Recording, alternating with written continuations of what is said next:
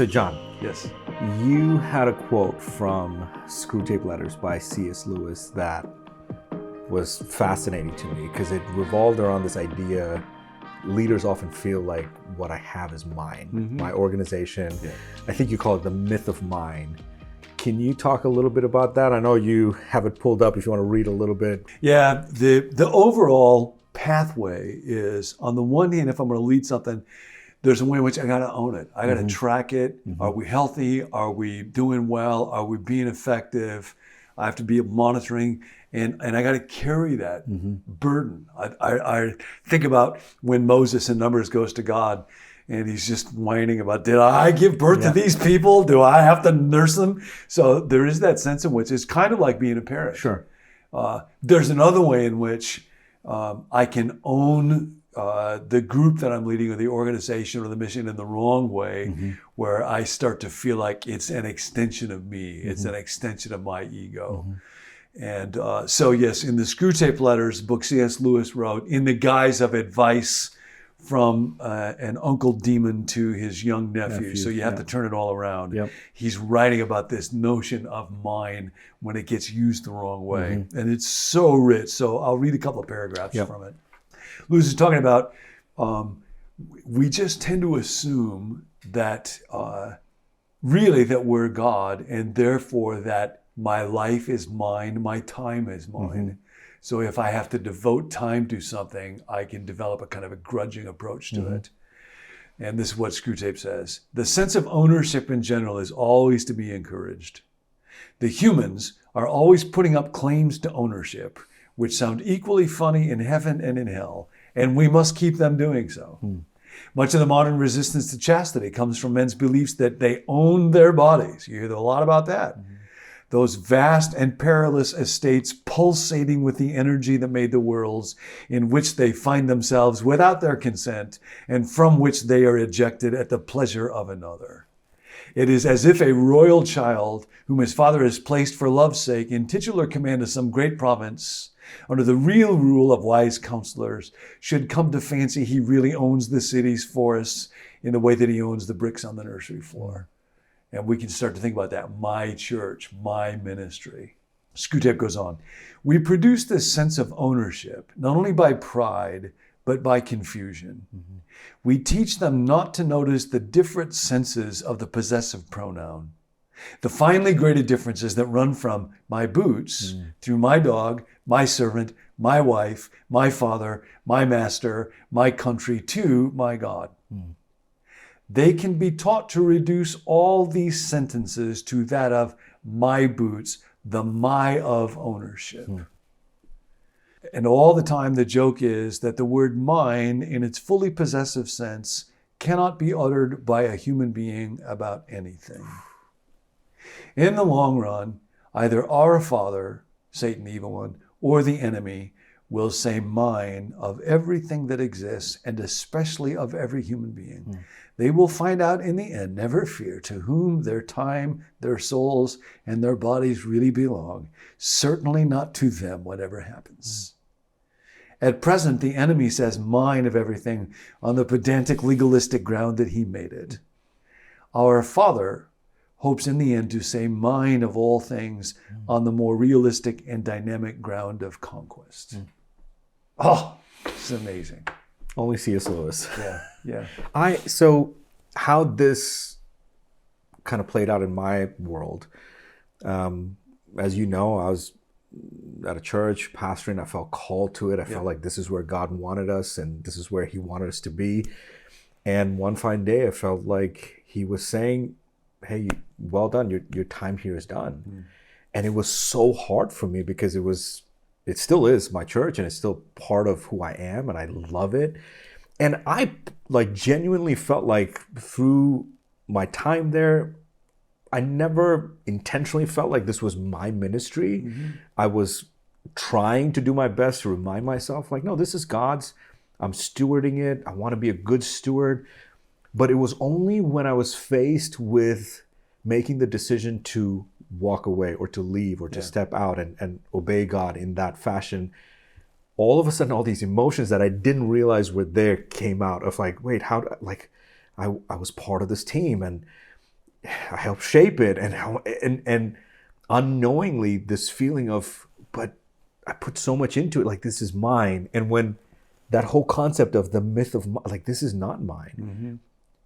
As a leader, how do we protect ourselves from that? Like I can't, looking back, I don't think I intentionally like went after that. Right. But where did I fall? Where did I trip up? And how do we protect ourselves? Because I mean, you talked about it. There's a difference between accountability and I wrote down responsibility. Like we're not supposed to take blame if things don't go the way it needs to go. But at the same time, we need to take responsibility because we've been asked to steward. And so stewardship, ownership. Yeah. And okay, I'll say this too. Sorry, there's like a lot of thoughts. Ownership mentality. Yeah. We in the leadership space, that's a big thing. Like, hey, you need to think like an owner. Like, but when you do that, at least as an ESTJ, Enneagram 8, it's like you're asking me to own something, I'm going to own it, but it's not mine to own. Like, how do you live in that tension? How do you manage that tension? Yeah. I think for everybody listening to us to think about where do they fall when it comes to that sense of owning the ministry or the activity that they're seeking to lead. And on the one hand, some people have a lack of ownership where they just abdicate. It's easier to go about it that way. I mentioned one time Max Dupree, who was a really helpful leadership mentor for me and for Nancy, and he would talk about the first task of a leader is to define reality. He would talk about another central task of leadership around intercepting entropy. Entropy names the fact that in the universe, things tend to be winding down. They are running from a state of more energy and organization to more chaos, as I understand it. And one of the things that good leaders do is they're constantly looking for signs of entropy.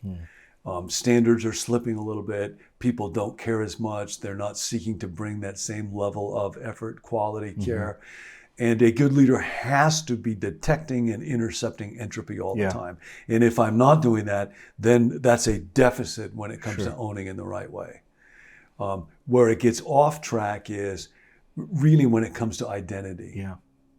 And when my identity starts to get tied up with what it is that I claim to be leading and how it's doing, so that I want people to know this becomes an extension of me, that's when it's trouble. And again, you can smell that when you're part of an organization where it feels like it's really an extension of the ego of the person who's leading it.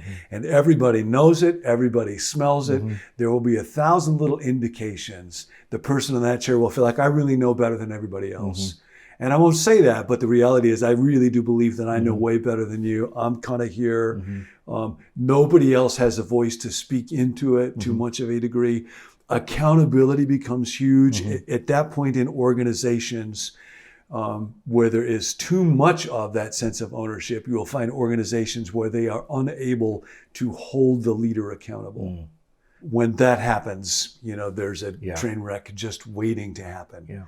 So I think that issue of how do I always nurture a sense of wanting to take accountability and responsibility in the right way, but not make this project an extension of my ego. That's a question that I constantly have to be asking. How do you understand the stewardship part? Like God's calling us to steward this ministry. The question I've wondered is, what's the difference between a person that thinks like an owner and a person like that thinks like a steward? Can you think as an owner in a healthy way? And there is that sense of like, this God gave me this vision and I'm being a good steward by owning this, however you want to nuance the words. But so how do you still have that ownership mentality? And what are daily checks maybe? Or like we asked previously, how do I assess my soul?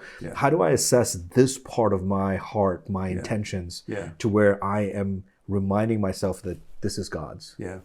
There's a guy, he was actually a philosophy teacher of mine when I was in college, Steve Evans. He's at Baylor now. And he is doing research on accountability. and trying to help that be understood as a great virtue. There's been lots of research in social psychology, positive psychology movements recently around forgiveness and around gratitude. He's trying to do for accountability what's happened with forgiveness and gratitude. Because he said, actually, accountability is a noble thing about human beings, to say, I am an agent, I am able to choose, and I will be accountable to God, is a wonderful thing about us. And I think one of the challenges in this tension is we live in an age where we all run from blaming ourselves. And anytime you read stuff on the human condition, why we are the way that we are physically, financially, in lots of ways, don't blame yourself will be a constant message. I think sometimes there was a movie, Good Will Hunting. And the pivotal moment in that is when Robin Williams, the therapist, is saying to Matt Damon, Yep. It's not your fault. Yeah. I know, it's not your fault. And so when he comes to us, oh, it really wasn't my fault. That's the pivotal moment. There was another piece of fiction 150 years ago, Crime and Punishment, about a character, Raskolnikov, who kills an old woman pawnbroker. And part of what Dostoevsky says about him is, if only he could have blamed himself,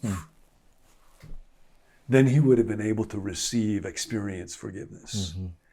And because shame can be so crippling, and we can sometimes blame ourselves inappropriately, in our day, we tend to run away from any notion of it was my fault. And part of the message of the gospel is, yes, there are things that are very deeply my fault. But that doesn't mean that I am not loved and not cared for by God, and that to let go of my defensiveness and my need to protect myself and say, yep, now I'll never fully know how much is my fault. But to be a leader means, among other things, to seek to take to be responsible, to be accountable, and to be accountable for that aspect of dominion that God is turning over to me. So I think, for example, again, Jesus is the one that we are learning from together when he tells the parable of the talents. And when the master comes back, the 10-talent guy, 5-talent guy, 1-talent guy, they must give account. So I will be accountable with what I did. And for the guy who doesn't do anything, I was afraid, I knew a hard person, I hit in the ground. It was not a good day. Because God would hold him accountable. But that's part of where he didn't own that talent. That was a gift. But he was invited to go on an adventure, to exercise initiative, to be creative, to be bold, to be courageous. He was wrong about the nature of the master. The master is not a harsh, unforgiving person. The master is actually incredibly generous. So to embrace whatever it is that I'm leading, or that exercise of dominion that's in my life, to embrace it, to know that God loves me, God's for me, it's an adventure, but it is not mine. It is not my church. It is not my ministry. And the fact that it belongs to God should motivate me to even be more zealous in wanting to assess how is it doing, wanting it to do really well, because it's about more than my ego. If this little part of the kingdom can flourish, if this little piece of the garden can do well, it's part of this magnificent project that God is doing, and I get to be a part of that. That's the mindset that I want to cultivate. Because we weren't created to bear the burden of outcome. Yeah, that's exactly right. And so, therefore, I do the best that I can with it. But if it's not going well, then I have the freedom to say, this is not going well. And I can ask for help. I can look at, maybe this is an area where my gifts are not really well matched to what it is that I'm doing. Or maybe I need to have another partner that can come alongside me. Or maybe some people can give me some coaching on how can I get better at doing this. Defensiveness always causes me to try to not look at reality. And particularly when you think about leading some area, reality is always your friend. Which means you need to have the right people around you. Like a team, people that you trust, because if we are tempted to have people that will always say, yes, you're doing great, it sounds great, it does, yes, the idea is great, everything's great, then we don't have that opportunity for reality. And all of us are constantly at risk in this. I'll give you one example of it. I started writing a long time ago. I hit a certain point where the field of writing has changed a lot. The need for writers to create an audience.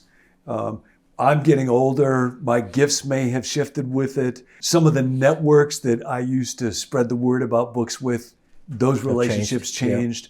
Yeah. And so my sales dropped way off.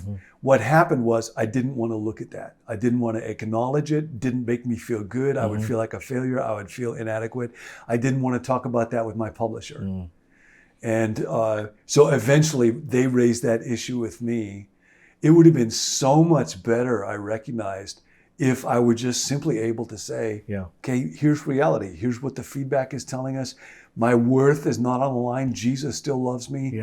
But it's because I was inappropriately emotionally attached to outcomes that ironically that kept me from just simply being able to name reality and then learn from it.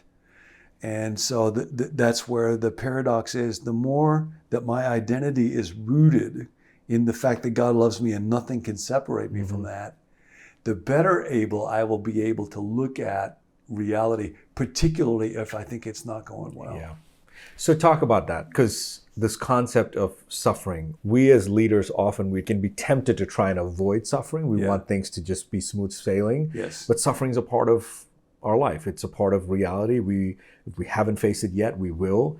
I think about this myth of mine, this tension there. I feel like it becomes even more, it's something I become even more aware of in the moments that I face suffering. So talk a little bit about suffering and how this myth of mind thing fits into that place. No, that's wonderful. You know, as Matt Bloom did this study on people flourishing in ministry and what does well-being in ministry look like, resilience was one of the 4 markers of that as we talk through them: daily well-being, resilience, authenticity, and then thriving. And resilience really has to do with this issue of suffering and the capacity to continue, to endure, to persist, to come back, to be able to identify where there are setbacks, where there are difficulties, to not give up. And in Scripture, again, as we look to Jesus as the one who is teaching us about leader, this notion of suffering and the importance of it in life comes back over and over. So James, when all kinds of trials and temptations crowd into your lives, don't resent them as intruders, but welcome them as friends. Realize that they come to produce in you the quality of endurance. Consider it pure joy. And to realize he's not just making happy talk there. He's not just writing to look at the words. He's actually discovered that really is true. And so he really does welcome them. Or Paul, when he says, we boast not only in our hope in God, in our sufferings, because it produces endurance, which produces character, which leads to hope. And so one of the great problems in leadership often is, I think, I want to get there, and then suffering comes, and there's a difficulty, and there's somebody who has a problem, or somebody gets sick, or something goes wrong. And it's very tempting for leaders to resent that and feel like that's an interruption in my calling. It's not an interruption, it is your calling. Because it's not my church, it's not my ministry. I'm part of a much larger kingdom. And again, if we're going to allow Jesus to be our leader, Henry Nouwen writes about this, and I've experienced this deeply, particularly in times of deepest suffering. The greatest contribution that Jesus had to make, although Jesus was a very active person, he moved around, he taught all the time, he recruited a team, he developed people, he healed. The greatest contribution he made involved what happened to him. He was hung on a cross. And that, way more than any other single thing he did, was the great turnaround contribution of Jesus' life. We have no idea what contributions we are bringing to God's kingdom that will matter the most. But whatever they are, for sure they will involve suffering. Paul says, for I want to know Christ and the fellowship of his suffering. Yeah. So as leaders, when things turn out in ways that are deeply disappointing to us, when things are not moving in the direction that we want to move them into, that's not an interruption in God's calling on our lives. That's the very things that we need to be involved in. And so to lean into them. And that's where, again, my temptation was when things weren't going well, for example, just in this area of writing, I wanted to ignore it and to not look at it. And that was because my ego was involved in it and it made me feel bad. And we just naturally tend not to want to feel bad. And I was hoping nobody else would notice. You know what? Everybody else notices. If things are not going well, hoping that other people will not notice is not a good strategy. And that's where sometimes people who lean onto the spiritual formation culture or side of things, but not into a robust understanding of leadership, will attempt to evade reality. And one of the great things about bold leadership folks is they are often people that plunge into reality. That's a really good thing that I want everybody to cultivate. So it reminds me when the soldiers came to arrest Jesus, Peter was not willing to accept that reality. He was, I'm going to take you head on because you are not going to do this. And in that moment, Jesus was like, no, this is why I came. He didn't run from suffering. He didn't try to avoid it. In fact, he stepped into it. He leaned into it. So we were with a group of pastors recently, and one of the struggles they mentioned was, leading is hard. Being the pastor of a church is hard. Sometimes you have to lead in a direction that your people don't want to go, and it's tricky. That's just one example of the difficulty that they could face. You add on top of that family stuff or whatever else is going on. What should a pastor or leader be asking themselves as they are wrestling with this and going, either they don't want to fall into this trap or they have, and they need to just have that internal checklist on a regular day-to-day standpoint. Like, what do they do? What do they ask themselves? An idea concept that leads to a question that's been very helpful to me is the notion of the shadow mission. And the idea of that is that just as all of us are called by God to have a genuine God-powered mission in our lives, the shadow self, the fallen, broken self, will cling to a shadow mission, which is subtle because it's just like 5 or 10 degrees off. It's not 180 degrees away from wiring. For me, often to learn and be able to communicate is part of my sense of mission in life, but to want to use words to win a claim, that's my shadow mission. And it's very interesting if you think about Jesus and ask, what was his potential shadow mission? The temptation that was given to him when he was beginning his ministry in the desert with Satan was, turn the stones into bread. Throw yourself down and the angels will bear you up. But I don't worship me and I'll give you all these. You can be the Messiah without suffering. When he's on that Mount of Transfiguration and the disciples see him and he's with the other ones. And then when he's talking with them about who do people say that I am, and Peter confesses, and then he begins to predict his suffering. And Peter says, no, don't say that. And Jesus' response to Peter is so strong, get behind me, Satan. I think it's because Peter was naming the shadow mission that was Jesus' great temptation. You can be the Messiah without suffering. All the way into the Garden of Gethsemane, take this cup from me. That temptation of you can be the Messiah without having to suffer. I think that was Jesus' temptation, the shadow mission that was held before him. And for everybody who's listening to this right now to be asking, what is my shadow mission? What is the distortion of my gifts and my wiring that's most tempting to me? And if you don't know what your shadow mission is, ask the people who know you best, because I promise you they know what your shadow mission is. And what is that for our area of ministry? And then how do I keep my identity rooted and solid enough in God? How do I make my daily life joyful, confident, contented in God, such that I'm not trying to get from my leadership the joy and gratitude and contentment that I need to live my life, so that then I can be ruthlessly honest Yeah. in facing the reality about how things are going, whether well or badly, Like Jesus did. like Jesus did.